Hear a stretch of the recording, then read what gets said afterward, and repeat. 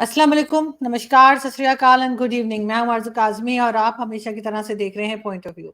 हमारे साथ हैं जी डॉक्टर कमर चीमा साहब।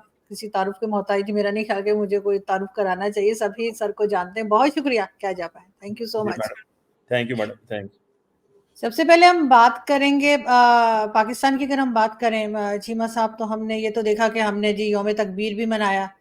पाकिस्तान एक न्यूक्लियर पावर जो है वो बना और उसके लिए आज सेलिब्रेशन भी हुई 25 साल के बाद। वैसे याद आया इनको कि कुछ सेलिब्रेट भी कर लेना चाहिए, लेकिन इकोनॉमी को हम कुछ नहीं कर पाए, इकोनॉमिक पावर नहीं बन पाया। उसकी कोई रीज़न आपको लगती है कि क्या वजह है कि इकोनॉमी जो सबसे इम्पोर्टेंट चीज़ है उसमें पाकिस्तान बहुत पीछे रह गया?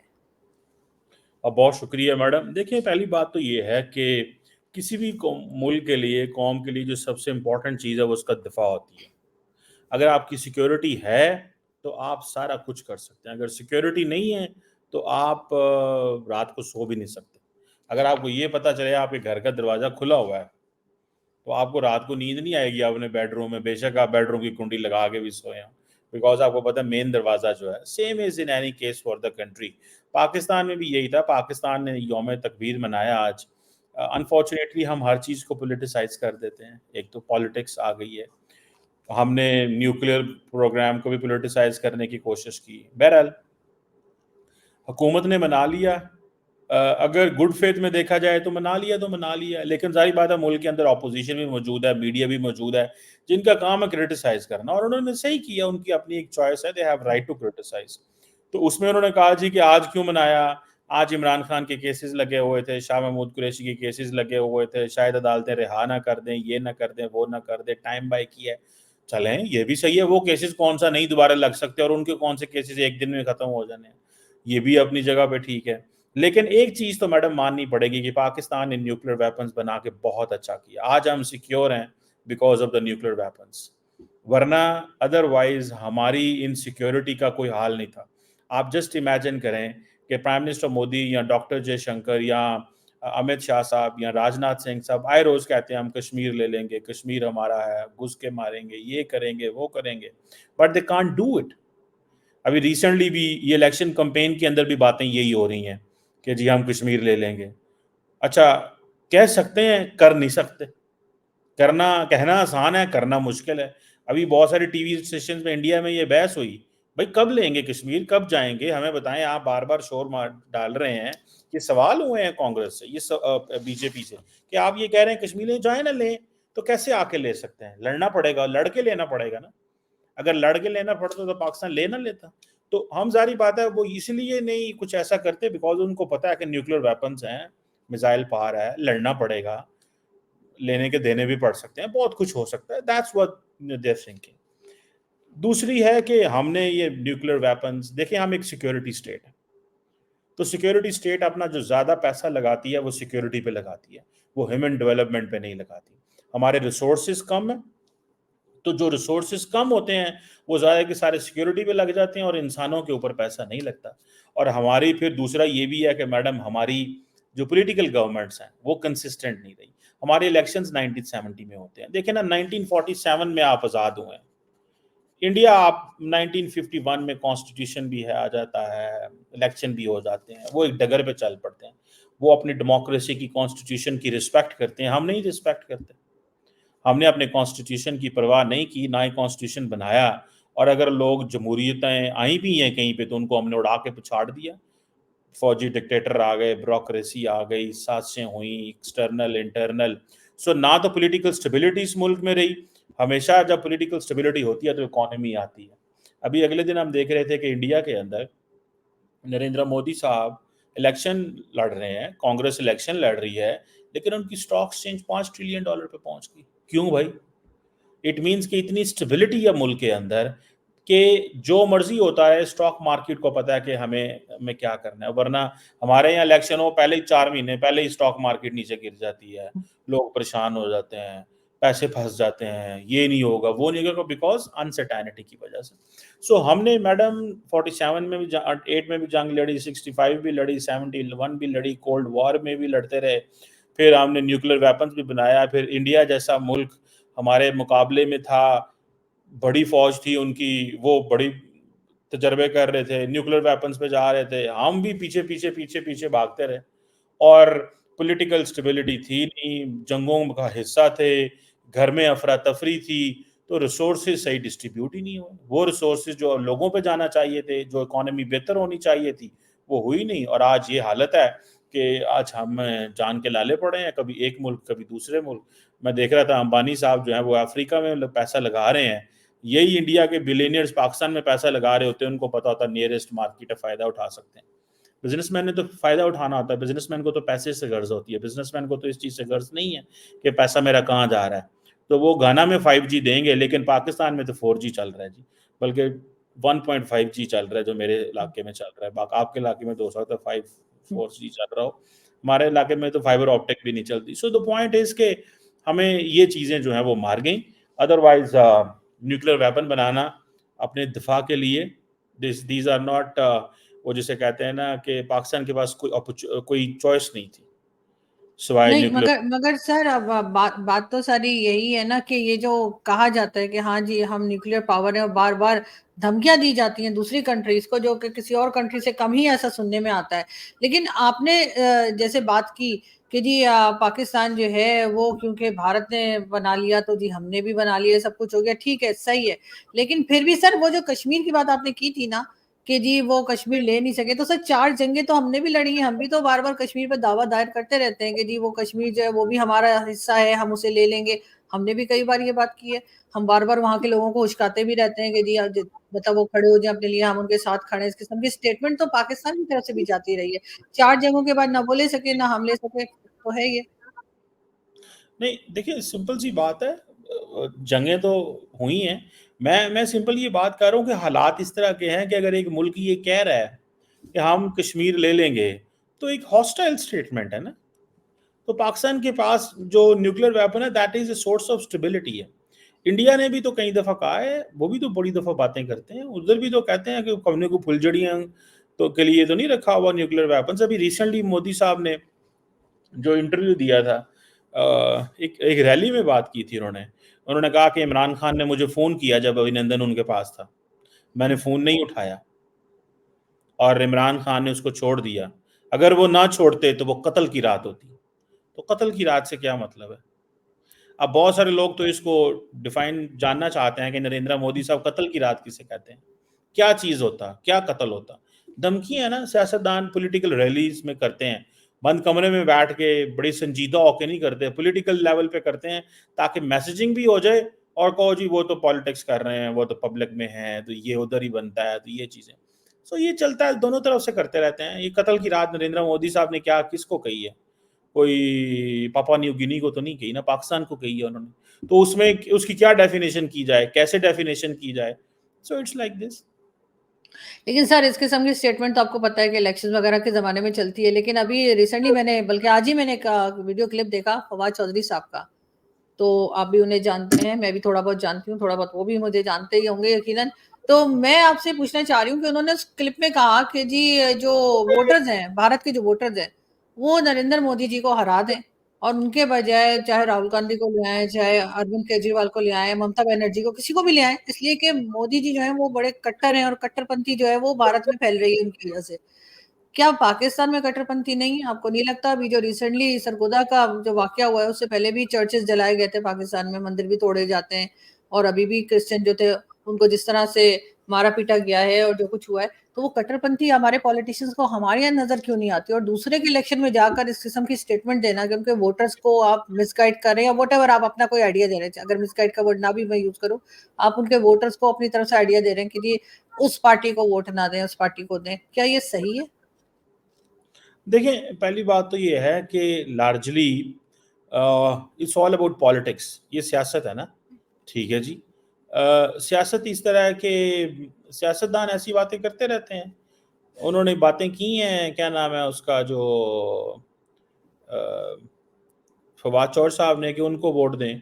उनकी एक राय है, the other person has a right to say कि भाई आप कौन होते हैं।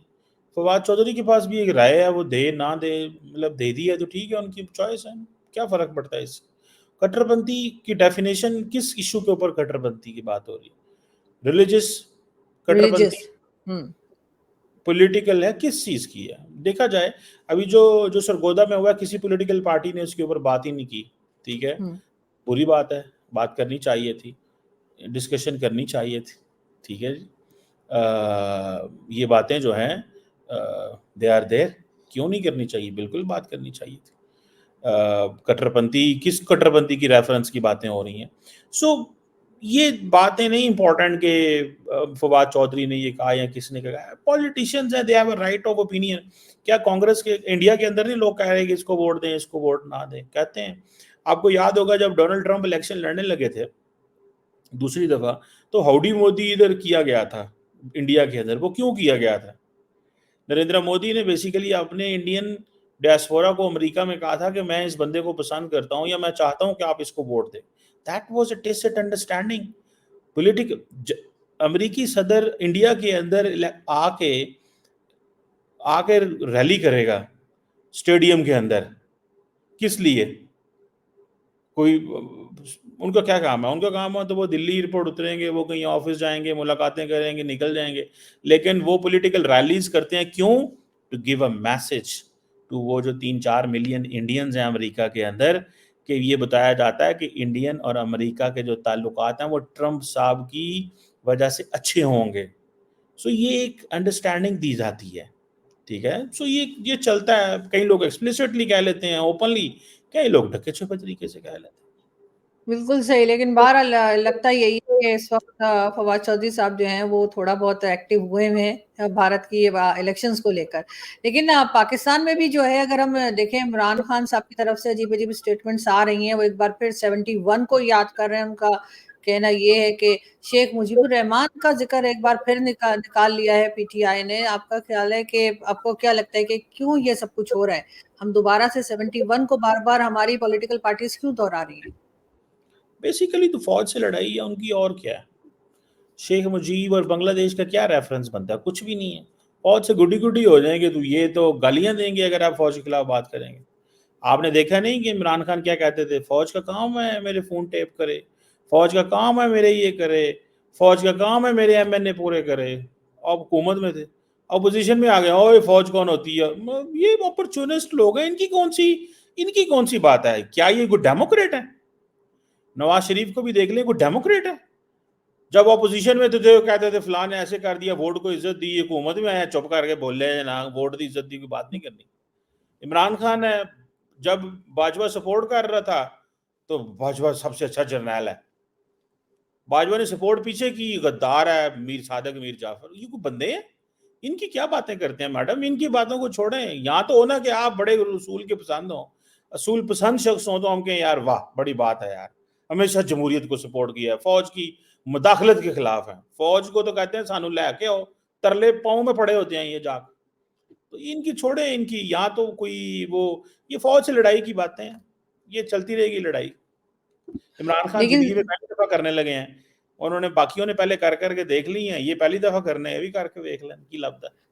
लेकिन सर, इससे साबित तो यही हो रहा है कि अभी भी फौज की इंटरफेरेंस है पॉलिटिक्स के अंदर, और जाहिर है वही ला रहे हैं, वही ले जा रहे हैं गवर्नमेंट्स को। यानी गवर्नमेंट गिराते भी वही हैं, गवर्नमेंट बनाते भी वही हैं, लेकिन उनसे संभल नहीं रहा। चाहे वो पॉलिटिशियन हो, चाहे एस्टेब्लिशमेंट या आर्मी को कह लीजिए, मुल्क संभल नहीं रहा। लोड शेडिंग जिस तरह से हो रही है, और बार बार ऐलान कर दिया जाता है जी फलानी जगह से 10 बिलियन आ रहे हैं, उधर से 10 बिलियन आ रहे हैं, उधर से 5 बिलियन आ रहे हैं, आता कुछ भी नहीं है। ऐसा क्यों है? मैडम ये देखें, जो इन्वेस्टर होता है ना, हम्म। आप है ना देखें, आपके पास 5,000 रुपये ना खाना खाने के लिए, आप 15 दफा सोचें कि मैं किस होटल में जाऊं। नहीं सर, मैं तरह नहीं सोचूंगी, मैं आपकी तरह नहीं हूँ। मुझे 15 दफा क्यों सोचूंगी सर? क्या हो सुने तो गया? सही, मैंने तो अभी बात ही नहीं, आपने मेरी बात कंप्लीट होने देती तो शायद था। मैंने जो बात करनी है आपने उस बात पे कहना हाँ हाँ ये आप सही कह रहे हैं, लेकिन आप बड़ी पोजेसिव हैं अपने बारे में। अब देखें, आप 15 दफा सोचेंगी मैं चाइनीज खाऊं, कॉन्टिनेंटल खाऊं कि देसी खाऊं। ये सोचेंगे कि नहीं सोचेंगी? ऑब्वियसली सोचेंगी कि मैं कौन सा खाना खाऊं आज। सोचेंगे कि नहीं सोचेंगी? सही सही जी। आज चाइनीज का मूड बन गया, हाँ नहीं नहीं नहीं, चलो ऐसे करो पाकिस्तानी खा लेते हैं। अच्छा पाकिस्तानी में किधर जाना है जी? इधर जाना है, इधर जाना है, इधर जाना है, 10 चॉइसेस हैं। फिर उधर जाएंगे, यार उसका एटमोसफेयर अच्छा नहीं है, एम्बियंस नहीं है, दिस दैट ये वो, मतलब चॉइसेस है, हर बंदे की चॉइसेस है मैडम। आप 5,000 लगाते हुए 25 दिमाग में पॉइंट्स लेके आती हैं। जिन्होंने करोड़ों अरबों डॉलर लगाने होते हैं वो ना पहले देखें कि हमें क्या मिलेगा यहाँ से, रिटर्न ओवर इन्वेस्टमेंट क्या होगा और चीज़ें यहाँ पे क्या होंगी। सो इट्स अ ये एक बड़ा डिफिकल्ट टाइम है। पाकिस्तान में इन्वेस्टमेंट करना आसान काम नहीं है। फिर करप्शन के मसाइल हैं, फिर हमारी कैपेसिटी के इश्यूज हैं, फिर कहाँ पैसा लगाना है, कितना इन्वेस्टमेंट होगी, फिर डॉलर एक्सचेंज का मसला है, फिर रेवेन्यू रिपैट्रिएशन का मसला है, फिर आपका जो जिसे बोलते हैं लीगैलिटी के इशू हैं, डिस्प्यूट रेजोल्यूशन के मसले हैं। इन केस एक फॉरेन कंपनी के पाकिस्तानी किसी कंपनी या पाकिस्तानी हुकूमत के साथ मसला बन जाता है, बिजनेसमैन के लिए तो मसले ही मसले होते हैं, उन सारी चेकलिस्ट पूरी करनी होती है, फिर आप इन्वेस्टमेंट करते हैं। तो इट टेक्स टाइम। तो हमें आदत है कि हम उन मुल्कों से राब्ता करते हैं जो अथॉरिटेरियन हो, वो चाइनीज हो, सऊदीज हो, उनको इतना टाइम लग रहा है तो डेमोक्रेट्स को कितना टाइम लगेगा। सो ये चीज़ें हैं। So I think it will take some time. आ जाएंगे पैसे। हमने तो नॉर्मली नाकाम ही करना होता है लोगों को, हुँ, पहले हमने चीनियों को किया, बाकियों को करना है। हुँ। तो हमारे हरकतें इस तरह की हैं। बिल्कुल ऐसा ही है, लेकिन सर हमने अपना कश्मीर का जो हमारा एक मिशन चल रहा होता है उसको हमने कमज़ोर नहीं कर दिया। जो कुछ आज़ाद कश्मीर में हुआ या अभी तक हो रहा है, ज़ाहिर है जो प्रोटेस्ट हुआ, जो कुछ हुआ सारी दुनिया ने देखा। और वहाँ पे जिस तरह से रैलीज़ निकली और उनके ऊपर जो टॉर्चर किया गया, अब कैसे दुनिया के सामने कहेंगे कि हमें दूसरी साइड वाला कश्मीर भी चाहिए या हम उनका साथ दे रहे हैं? देखिए, दो चीज़ें हैं। एक चीज़ है कि मसला कश्मीर, हुँ, मसला कश्मीर को अगर पॉलिटिकल उसका जो कॉन्स्टिट्यूशनल इंटरनेशनल लॉ के रेफरेंस में देखेंगे वो एक और चीज़ है। एक है आपका पॉलिटिकल नैरेटिव क्या है या लीगल नैरेटिव क्या है, वो एक डिफरेंट चीज है कश्मीर के ऊपर। एक है कि जो उनका पाकिस्तान के साथ ताल्लुक है, उस ताल्लुक में क्या हम उनको एडमिनिस्ट्रेटिवली उतना ज्यादा इंडिपेंडेंट रखा हुआ है हमने कि नहीं, वो अपने फैसले कर सकते हैं उस एम्बेड के अंदर या नहीं, या जो हमने उनके साथ फाइनेंशियल वादे किए हुए हैं क्या हम उनको पूरे कर रहे हैं कि नहीं कर रहे। तो ये जो मसला है ये सेकंड वाला है, ये पहले वाला नहीं है। हुँ। पहले वाला मसला जो है वो कश्मीरी चाहते हैं कि हम एक इंडिपेंडेंट स्टेट बने। वो तो ये भी चाहते हैं ना हमारा पाकिस्तान से कोई लेना देना हो, ना इंडियन से लेना देना हो। मतलब बड़ी एक तादाद है जो चाहती है, ठीक है। वो आज़ादी चाहते हैं, वो मांगते हैं आज़ादी, वो एक सेपरेट सवाल है। लेकिन देन विद इन कश्मीर जो है लड़ाई है कि जो हमें दिया जा रहा है वो वैसे नहीं है जो हमें दिया जाना चाहिए। आप हमसे बिजली पैदा कर रहे हो, हमें बिजली महंगी ना बेचो। ये एक और मुआहदा है। सो वो उस मुआहदे की बात कर रहे हैं। सो मेरा ख्याल है कि कश्मीरियों को जो पहली बात है उस पर तो कोई इतराज़ नहीं है। They are good with this कि हाँ जी इंडियंस के साथ हमने नहीं रहना। इवन के वो कहते हैं पाकिस्तान के साथ भी नहीं रहना। दोनों वो बातें करते हैं, ठीक है। पाकिस्तानी आज़ाद कश्मीर वाले भी ये कहते हैं कि हमें आज़ाद कर दो, वो वाले भी कहते हैं हमें आज़ाद कर दो। सो दोनों ही एक किस्म से ये बातें कर रहे हैं। बहरहाल सवाल ये है कि अगर पाकिस्तान उनकी जायज़ मुतालबात और उनको उनके हकूक नहीं देगा जो कि हमारे उनसे वादे हैं, कॉन्स्टिट्यूशन में जो शेयरिंग है, अगर वो नहीं करेंगे तो लोग फिर प्रोटेस्ट ही करते हैं मैडम। कश्मीर में होते हैं, कौन सा लाहौर में नहीं होते, कौन सा जो है वो कहीं और नहीं होते। कश्मीर में होगा तो ज़रा जारी बात है वो फिर हाईलाइट हो जाएगा ये चीज़। सर सीपैक का क्या फ्यूचर दिखाई दे रहा है आपको? दोबारा बना पाएंगे ये, या हम देख रहे हैं कि चाबहार पोर्ट के ऊपर ज्यादा बेहतर तरीके से काम चलना शुरू हो जाएगा? ईरान और इंडिया और अफगानिस्तान मिलकर जो कर रहे हैं। देखें, सी पैक जो है ना, इससे वो कुछ हमें नहीं मिला जो मिलना चाहिए था, एक बात। दूसरी इसमें बात यह है कि अभी सी पैक 2 की बात हो रही है। हम्म। प्राइम मिनिस्टर अगले हफ्ते चाइना जा रहे हैं, 4-5 को, 3-4 को पता नहीं। और उम्मीद है कि इन्वेस्टमेंट्स मजीद आएंगी, उनको हम्म। विन करने की कोशिश की जाएगी, उनसे पैसे मांगे जाएंगे, वो इन्वेस्टमेंट करेंगे। लेट्स सी क्या होता है।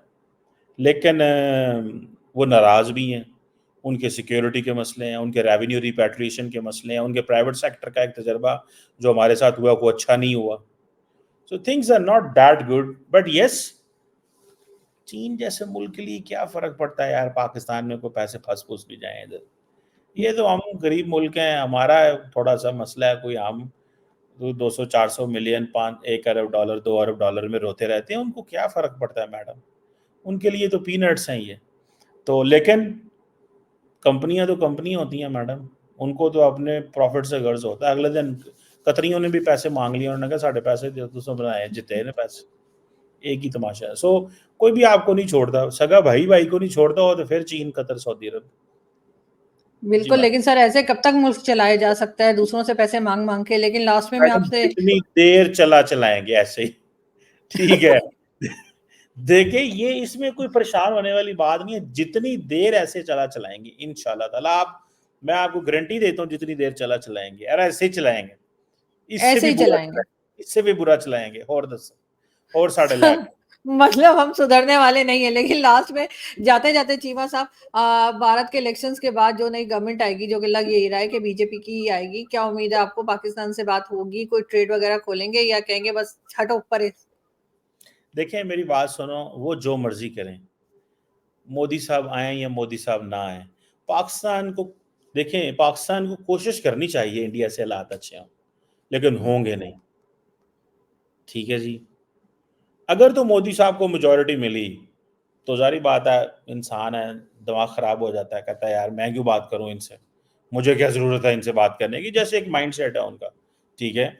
और अगर वोट कम मिले, 200 से भी नीचे आ गए, तो हो सकता है कोलिशन में चले जाएं, और वो समझे कि अगली दफा इससे भी कम हो जाने हैं, इनकम्बेंसी फैक्टर है, तो मैं कुछ इस तरह की हालात पैदा कर दूं कि मैं कोई फार्मूला तय कर दूं, मे बी, या हो सकता है वो ना ऐसे करें। So let's wait and watch, the ball is in India's court, Pakistan के को कोई कुछ नहीं कर सकता।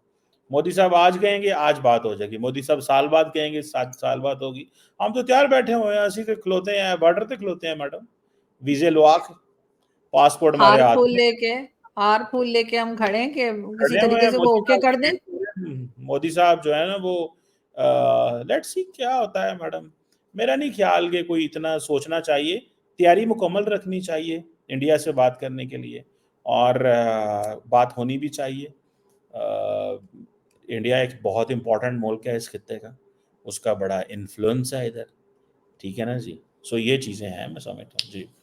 बिल्कुल ऐसा ही है। बहुत शुक्रिया चीमा साहब कि आज आपने ज्वाइन किया और बहुत सी चीजें आपसे समझने को मिली। बहुत शुक्रिया, thank you so thank much. You, बहुत शुक्रिया।